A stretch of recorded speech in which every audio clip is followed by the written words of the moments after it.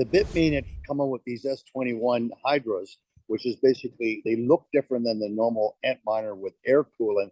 This is specially designed to deal with humidity and heat. So they are working now in other countries, in Ethiopia. They work here in Paraguay. So this was a significant order that complements our commitment to growth. All right, welcome back inside our proactive newsroom. Joining me now is Frank Holmes. He is the executive chairman of Hive Digital Technologies and joining us from Paraguay today. Frank, good to see you. How are you? I'm great. Yesterday was coming down to see government, in particular the leader of the opposition and leader of the party in power. So it was good to hear what their positions are. And where our future is. And then this morning we took a helicopter ride to meet the governor, where we're building our facility for the 100 megawatts. And so it was good to see the engineers, and it's good to see the political parties that are involved.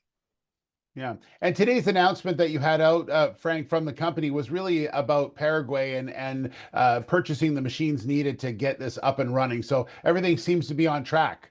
Yes, we did a comprehensive field analysis to try to find out what you do in the heat, Steve. It's very hot here. You're talking about 40 degrees every day, and sometimes getting up to 45, but the humidity is quite high. So the Bitmain had come up with these S21 Hydras, which is basically, they look different than the normal Antminer with air coolant. This is specially designed to deal with humidity and heat. So they are working now in other countries, in Ethiopia. They work here in Paraguay. So this was a significant order that complements our commitment to growth. So not only did we tie up the 100 megawatts, we now have started the building of the buildings. And next is to get the equipment on site to be here deliverable, so that by June, we can be up to a run rate that looks like about 2%, nine Bitcoin a day, based on today's difficulty, would be a $300 million run rate. So with the new machines, you're starting with an order, and then you've also placed another order for ones to come later. So is that the idea, to phase sort of this in as you start to grow in Paraguay? Yes, as you build data center A, B, C, D, and E, and as soon as A is ready, you start filling it in, and it doesn't. So you don't have this lagging.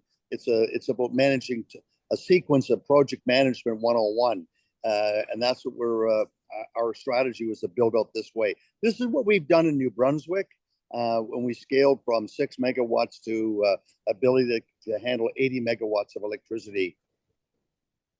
Yeah. And lastly, Frank, you mentioned you met with all the government officials that are there. You're going to meet with the governor as well. It sounds like there's great support for where you are, and it sounds like construction is going well also.